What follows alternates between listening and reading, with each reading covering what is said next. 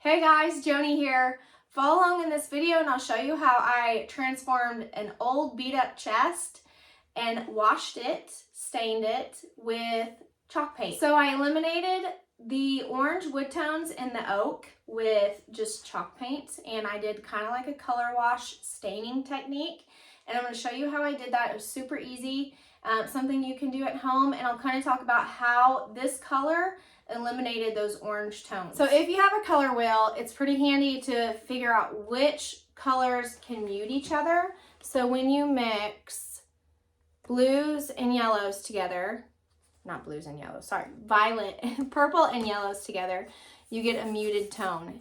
Those two colors tend to dilute themselves, dilute the pigmentation.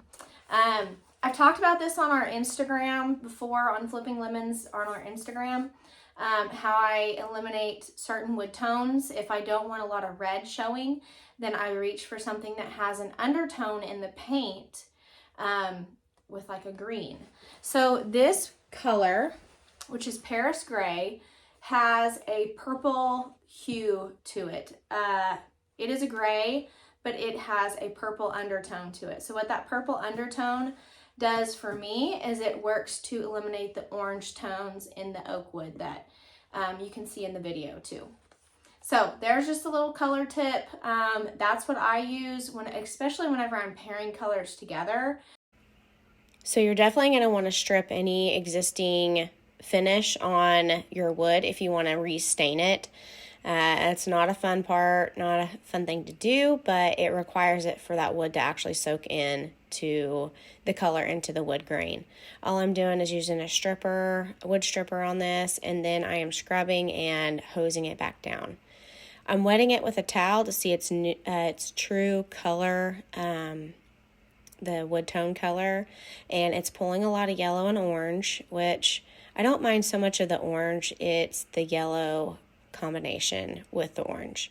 So this is Paris Gray chalk paint. It's Annie Sloan paint. It's water-based. You can thicken and thin it, and that's what I love so much about it. It doesn't have a sealer in it, so you don't have to worry about gunking up or nothing like that when you add water to it.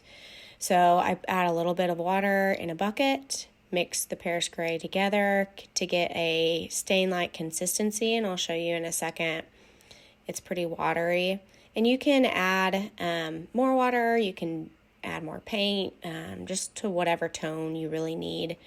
You can actually layer after the first coat is dry. You can layer again to make it even lighter. And I've done that on some pieces that just seem to be a little bit more stubborn. So you're just putting it on normal like stain.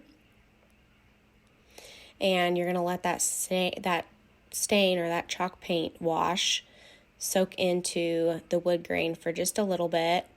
And if it dries too fast on you, don't worry about it. Just grab either a spray bottle or just some more water out of your bucket or paint color wash stain. I keep calling it a paint stain, but it's not a paint stain.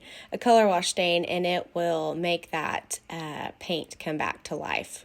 It will weten it so you can manipulate it and wipe it back. I'm just using a lint-free Scott's towel. I always recommend lint-free whenever you're working with stuff like this. So while I was letting that dry, I fixed all the drawers, and man, this piece was busted. It was a beautiful piece, but it needed glue all over the place and clamps, along with a few good brad nails. So there's the before of the top, just to give you guys an idea of what I was dealing with. I love this color combo. I've done it on several pieces, and I actually did it for a customer to begin with, and I fell in love with the piece. And so now whenever I have the opportunity and have a piece that has good bones like this, I always reach for either graphite or Athenian black, and I do that Paris Gray color wash on it. So because this piece was pretty busted up, I did need to sand before, just to smooth out any rough edges. It still has a little bit of roughness to it, you can see here. But You know, you don't have to sand before you use Annie Sloan paint. That's what I love so much about it. You don't have to prime, especially. It is basically a primer itself. It has no sealer built into it, like I said before, and it just adheres to any surface. I've used it on my cabinets. I've used it on my backsplash flooring. So, and my kids put my cabinets to the test, and it just holds up. So I'm using clear chalk paint wax. I am a clear wax junkie. I love it. Yes, I've used lacquers before. I just love how forgiving clear wax is and how easy it is. I don't have to coat it, sand it, coat it again, and hope it doesn't fog on me, especially on dark colors. So it's really easy to manipulate into the paint. The paint is porous because it doesn't have a sealer built into it. So what that wax does, it acts like lotion on your hands, and it just rubs into the paint. You wipe off the excess, and it starts to cure over time, and it keeps hardening over time. It is one of the most durable paints I have ever used, and I have not been disappointed yet. I've been using it for over 11 years. So I added the top back on, cleaned up the hardware, and I'm pinning the hardware back on. I didn't do much to the hardware but clean it. I just kind of loved the rusty beauty. I really thought about spray painting it black or a matte black, but I just didn't want it to clash with that beautiful graphite color. So let me know what you guys think on the hardware. I think it's beautiful and unique. I think that was what drew me to the piece to begin with. And yeah, should I have painted it? Should I have updated it, or just left it that beautiful rusty antique color? So next, oh goodness, I reached for the melange color. I can't remember exactly what it was called, but I will let you know in the comments or in the captions below with the details.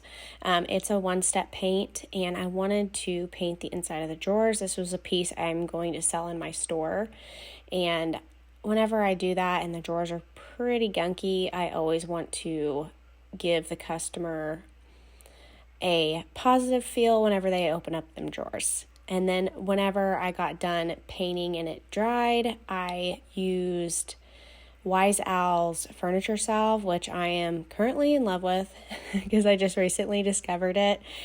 It will liven up any piece, and oh, it smells so good. So I just used their brush and I use a little bit of their salve. It does not take much at all, and I rub that into the wood and it just livens it back up. I'll show you here in a bit. I forgot to tell you guys why I reached for chalk paint instead of regular stain like wood stain. I'll put those in the descriptions below, but one of the main reason is it's paint and it is not smelly, so that's a benefit whenever I am working around my kids.